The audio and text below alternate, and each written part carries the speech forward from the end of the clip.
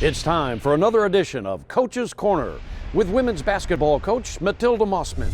Hello again, everybody, and we welcome you to Coach's Corner with head coach Matilda Mossman as we go down the backstretch in the American Athletic Conference season. A tough week for your team. Obviously, road games are never easy, and then the home game, a very competitive game against Wichita State. Yeah, that East Carolina game, we just had the one bad quarter, and we had a stretch in there. You know, we've talked all season long about how difficult it is for this team to score. We just struggle to hit a high percentage, struggle to put points on the board. And we go to East Carolina and we jump on them early. We're ahead 16-8. We jumped ahead 12-3, and then it's 16-8 at the end of the quarter. Great first quarter. Yeah, and then we get to a point starting about the second score 16-8 with about 2 minutes to play in the first quarter. We go the rest of that quarter without scoring a field goal. We go the entire second quarter and don't score a field goal, and that carries into about 3 minutes of the third quarter without us scoring a field goal. All told, it was 17 minutes and 42 seconds. Wow. Don't you just love it when the stats people tell you that right at the end of the game? Well, you know you went 17-42 without scoring. Well, yeah, and it was a long time. But, that just kind of it just kind of details what a struggle it's been for us to score points this year. And, we got kids that are in the gym getting extra shots up. We struggle to make shots in practice, too. It's not like we make them in practice and we don't make them in the games. And I think at some point it just becomes mental. You just wonder if you're going to make a shot instead of just being confident. And, again, all we can do is encourage them to be in the gym and just try to get up, confidence builder shots and makes, and so that'll carry over into games. Yeah, and it wasn't like you went 17 minutes without scoring at all. You got a few free throws in there, yeah. But without the field goals, you're toast. Yeah, I mean, we're banking on. We got to the free throw line a couple of times, and then in the second quarter, you're not going to get to the free throw line until they've got 5 fouls, right, or they foul in the act of shooting. So it was harder and harder to score because you're not getting to the free throw line as much. But like for the game, we were 15 of 23.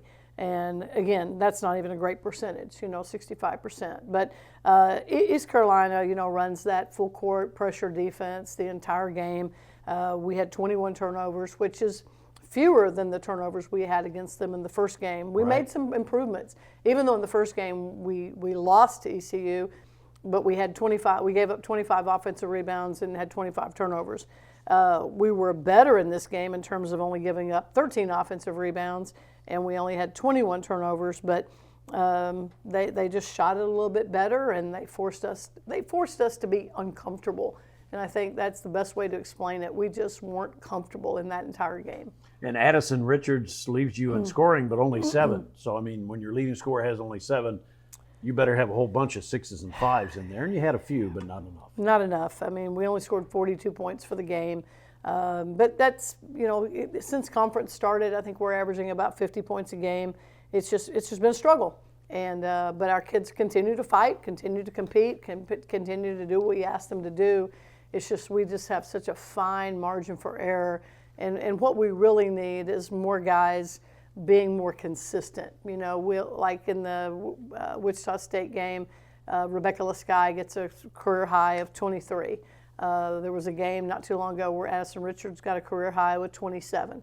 Early in the year, Kendrian Elliott had a career high with 38. Right. Earlier this year, Destiny Johnson had a career high with 16.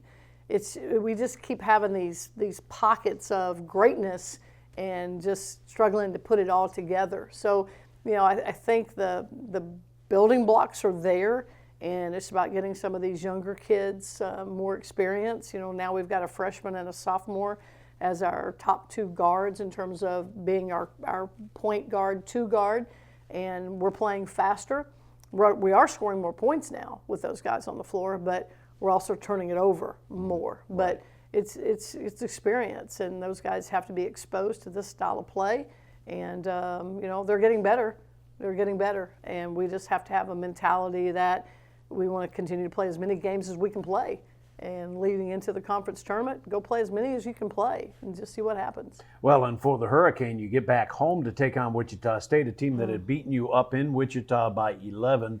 and very competitive game. They got off to a pretty decent start, but you had a good second quarter. I think you're down by, 3 at halftime? Yeah, the difference was the points they got in the paint. One of the first things I do is go back and look at the play-by-play, and it seems like every time it said layup, layup, layup, layup. And, right.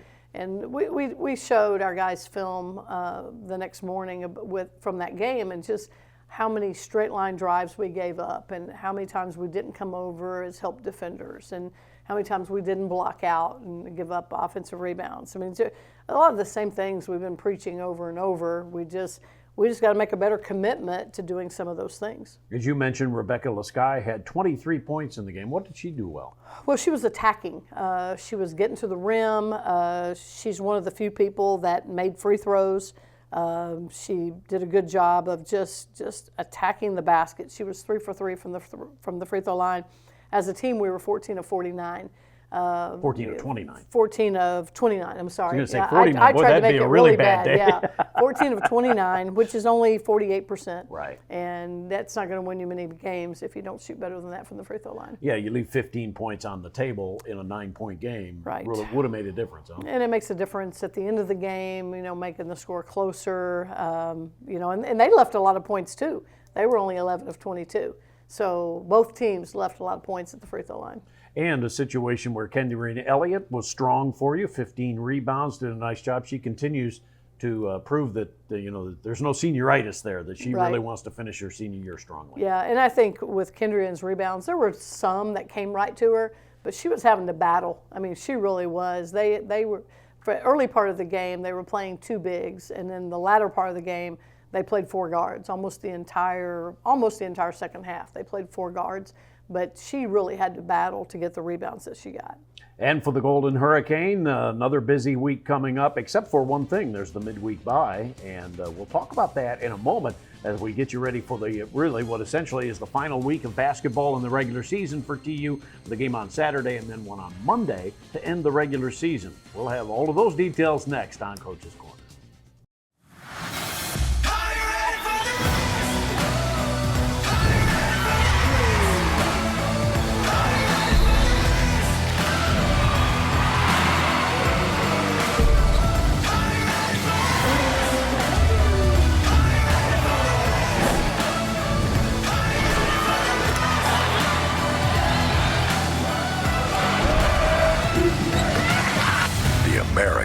Be undeniable.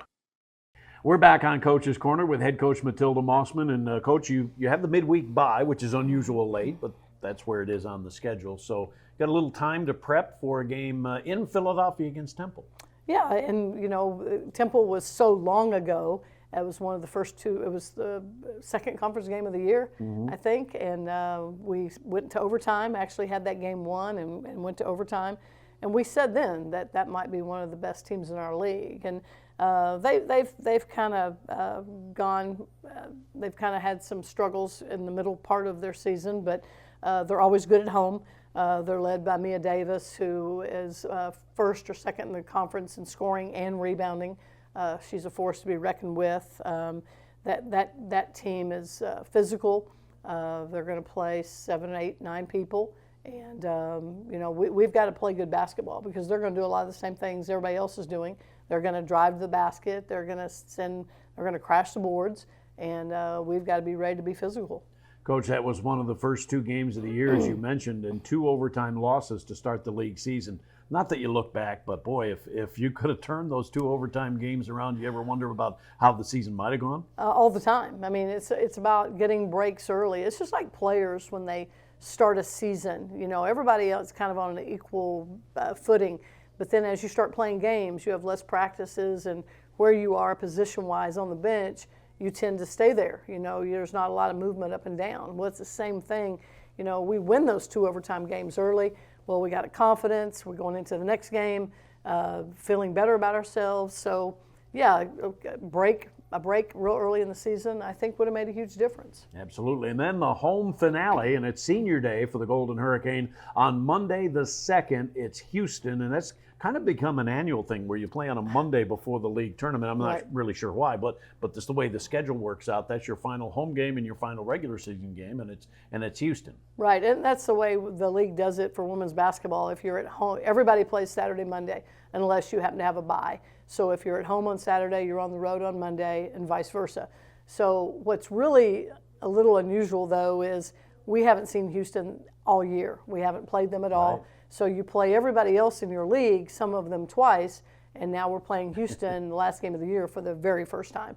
So I think that's just a little unique to me, and I'm not sure how or why that happens. Well, it is one of the games that is a single game, if you will, meaning you don't have the return trip. So in some cases, that'd be a big tiebreaker game. In this case, probably won't have an effect. But what will have an effect is how many people come out and show up for your seniors, no doubt. Yeah, absolutely. Addison Richards, Alexis Galden, Kendrian Elliott, those three have devoted a lot of time and energy to our program, and all three of them have done really good things.